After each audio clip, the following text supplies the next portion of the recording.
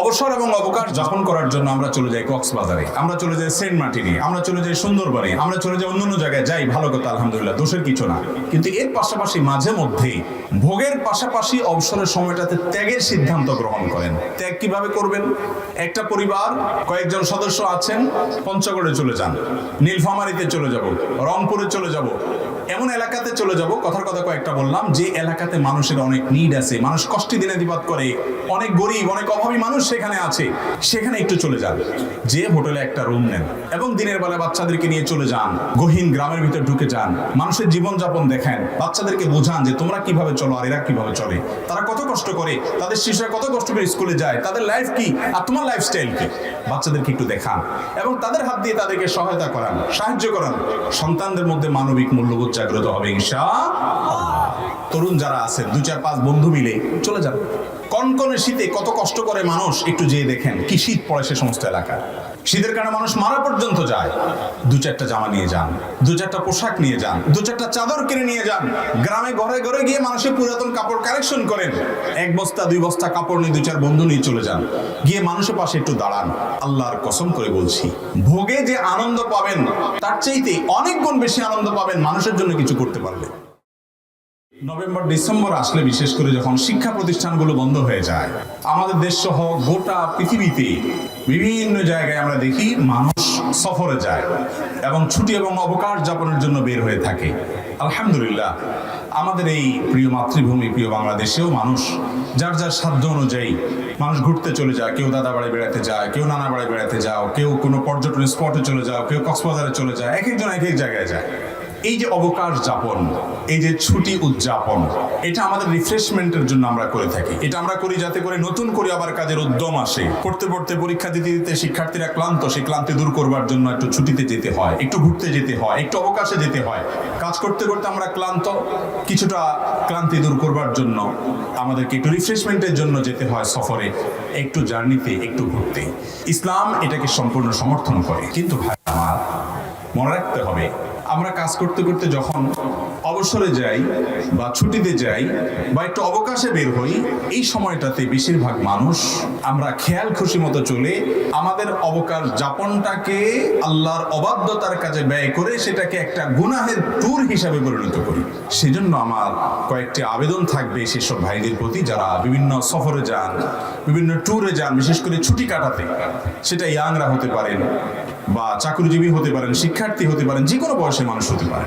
প্রথম কথা হলো, মনে রাখবেন ভাইরা আমার, মানুষের জীবনের সবচেয়ে মূল্যবান সম্পদ হলো সময়। সময়ের চাইতে মূল্যবান কোনো অ্যাসেট মানুষের জীবনে আর নাই। টাকা পয়সা, সোনা গহনা, যত কিছু বলেন, এই সব কিছুর চাইতেও দামি জিনিসটা সেটা হলো সময়।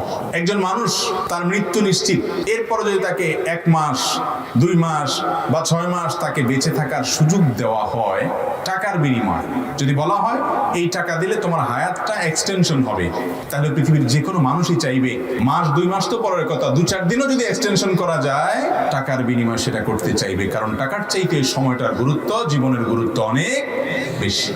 আমার তরুণ ভাইদেরকে বিশেষভাবে বলবো, তারুণ্যের যে সময়টা, এটা আমরা বেশিরভাগ সময় হেলায়, অবহেলায় এবং সাধারণ যে সমস্ত কর্মকাণ্ড, হাসি তামাশা, ফুর্তি, এই সমস্ত কাজে আমাদের তারুণ্যের গুরুত্বপূর্ণ সময়টাকে আমরা ব্যয় করে ফেলি, যেটা উচিত নয়।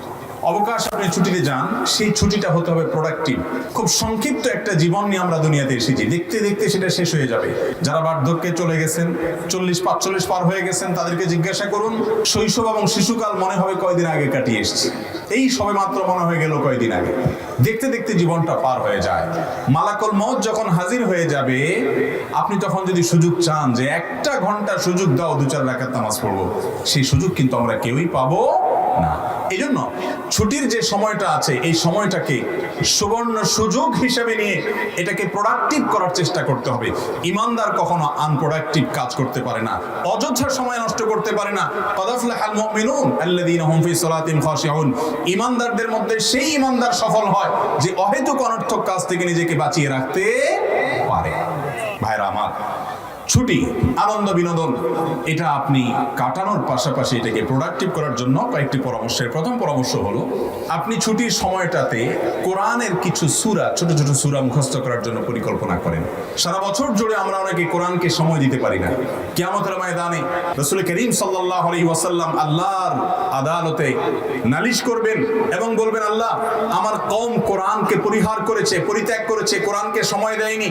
ছুটির এই সময়টাতে ছোট ছোট সূরা, একটা সূরা মুখস্থ করেন, দুইটা সূরা মুখস্থ করেন, নামাজে মনোযোগ হয় না, সবাই অভিযোগ করেন, একই সূরা বারবার সব সময় পড়তে থাকেন। একটু নতুন একটা সূরা মুখস্থ করেন, সেটাকে আপনি নামাজে ট্রায়াল করেন, দেখবেন মনোযোগ আসবে ইনশাআল্লাহ। তাহলে ছুটির এই সময়টাতে আমরা ছোট ছোট সূরা পড়তে পারি, বুঝে পড়ার চেষ্টা করি, কোরআনের অর্থ জানার চেষ্টা করতে পারি, কিছু হাদিস জানার চেষ্টা করতে পারি।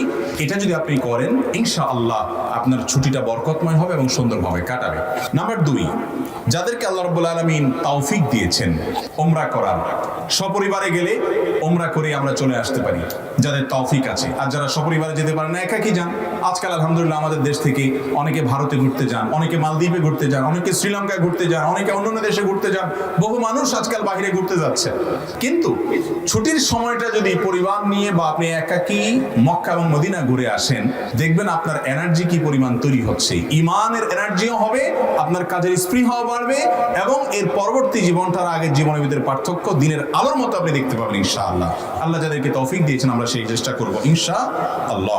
তৃতীয়ত যে পরামর্শ দিব তা হলো আত্মীয় স্বজনের হক আদায় করা। এটা কি সুন্নত না ফরজ? ফরজ। এই ফরজটা আমাদের আদায় করা হয় না। ভালো করে শুনবেন, যদি জান্নাতে যেতে চান রক্ত সম্পর্কীয় আত্মীয়দের সাথে আপনার কানেকশন থাকতে হবে, যোগাযোগ থাকতে হবে, খোঁজ খবর নিতে হবে, যেটা অন্য সময় হয়তো ব্যস্ততার কারণে পারেন না। এই ছুটির সময়, অবসর সময় একটু তালিকা করে আপনার খালা, আপনার ফুফু, আপনার চাচা, আপনার চাচাতো ভাই বোন, আপনার আপন ভাই বোন, আপনার ভাস্তা ভাতিজি, আপনার ভাগনা ভাগ্নি, আপনার রক্ত সম্পর্কীয় যারা আছেন, আপনার ময়মুরব্বী যারা আছেন, তাদের তালিকা করে প্রতিদিন 2 মিনিট 4 মিনিট করে কথা বলেন। অন্য সময় কথা বলতে পারেন না, এই ফরজটা আদায় করার জন্য অবসর সময়টাকে আপনি ব্যয় করেন। আর 4 নম্বর পরামর্শ হলো স্কিল ডেভেলপমেন্ট করেন। আমাদের যার যে কাজটা জানা নাই, আপনি একটা প্রোগ্রাম জানেন না কম্পিউটারে, সেটা একটু শেখার জন্য উদ্যোগী হন। আপনি একটা নতুন কিছু শেখার জন্য চেষ্টা করেন। এই সময়টাতে আপনি ভালো একটা কোর্স করেন, অনলাইনে অফলাইনে অনেক উদ্যোগ আজকাল আছে। এটার মাধ্যমে আপনার এই ছুটিটা বিনোদনের পাশাপাশি, অবসরের পাশাপাশি, রেস্টের পাশাপাশি, রিফ্রেশমেন্টের পাশাপাশি ইনশাআল্লাহ মোর প্রোডাক্টিভ হবে। এই কাজটা আমি করার জন্য বিনীতভাবে আমাদের তরুণ ভাইদেরকে আমি আহ্বান করব। আমাদের অনেকেই আছে যে আমাদের স্কিল নেই, আমাদের তেমন কোনো দক্ষতা নেই, বা একটা দুটা দক্ষতা আছে, কেউ কম্পিউটারে শুধুমাত্র এমএস ওয়ার্ড জানে আর কিছু জানে না। ভাই আরো 2-4টা প্রোগ্রাম শিখেন। যত বেশি দক্ষ হবেন এই পৃথিবী আপনার তত বেশি মূল্য দিবে।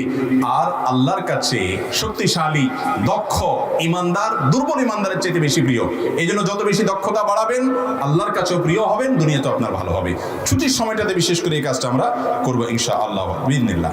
5 নম্বর পরামর্শ হলো, এই পরামর্শটা বিশেষ করে তরুণদের জন্য এবং সকলের জন্য প্রযোজ্য। এবং এই আমার সব পরামর্শগুলোর ভিতরে এটা হলো সবচেয়ে মূল পয়েন্ট এবং আমি এটাকে বিশেষভাবে ফোকাস করতে চাই। সেটা হলো অবসর এবং অবকাশ যাপন করার জন্য আমরা চলে যাই কক্সবাজারে, আমরা চলে যাই সেন্ট মার্টিনে, আমরা চলে যাই সুন্দরবনে, আমরা চলে যাই অন্যান্য জায়গায়, যাই, ভালো কথা আলহামদুলিল্লাহ, দোষের কিছু না। কিন্তু এর পাশাপাশি মাঝে মধ্যে ভোগের পাশাপাশি অবসরের সময়টাতে ত্যাগের সিদ্ধান্ত গ্রহণ করেন। ত্যাগ কিভাবে করবেন?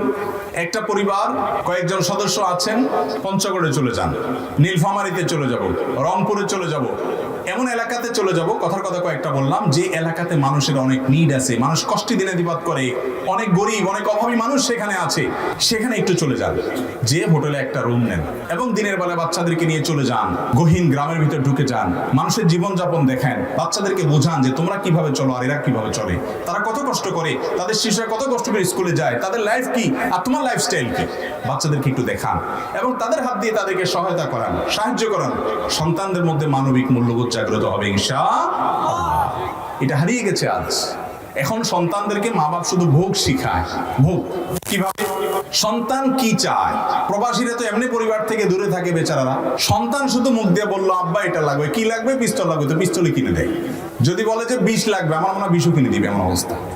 ছোট বাচ্চা 1 হাত আধা হাতের একটা মোবাইল ধরায় দেয়, এটা দেওয়া আর 20 দেওয়া সমান।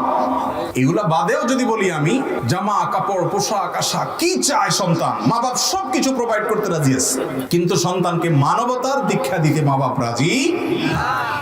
এই অনুরোধটা আমি আকুল ভাবে আপনাদের কাছে করছি। উপকার যখন পাবেন, সুযোগ যখন পাবেন, আমি চেষ্টা করি এই কাজটা করার। সেজন্য আপনাদেরকে বলছি, পরিবার নিয়ে চলে যান গরিব এলাকাগুলোতে, অবসর সময়ে চলে যান বস্তিতে, একটু বোঝাপড়া করে তাদের সাথে আলাপ আলোচনা করে যান যে একটু ঢুকছি, তাদের একটু হেল্প করেন, একটু পাশে দাঁড়ান। পরিবার নিয়ে যেতে পারছেন না, তরুণ যারা আছেন 2-4-5 বন্ধু মিলে চলে যান। বিশেষ করে শীতের এই মৌসুমে, কনকনে শীতে কত কষ্ট করে মানুষ, একটু যেয়ে দেখেন কি শীত পড়ে সে সমস্ত এলাকায়। শীতের কারণে মানুষ মারা পর্যন্ত যায়।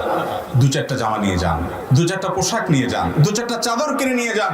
গ্রামে ঘরে ঘরে গিয়ে মানুষের পুরাতন কাপড় কালেকশন করেন, 1 বস্তা 2 বস্তা কাপড় নিয়ে 2-4 বন্ধু নিয়ে চলে যান, গিয়ে মানুষের পাশে একটু দাঁড়ান।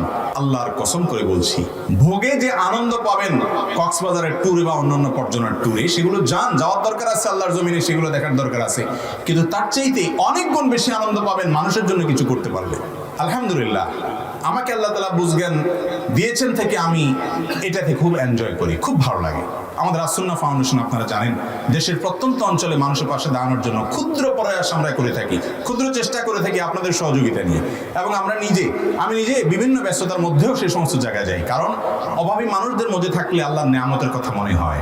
তাদের হাতে কিছু তুলে দিলে, তাদের মুখে যখন হাসিটা ফুটবে, আপনার ভেতরকার রূপ জাগ্রত হবে, আপনার ভিতরে মনুষ্যত্ব জাগ্রত হবে, মানবতা জাগ্রত হবে।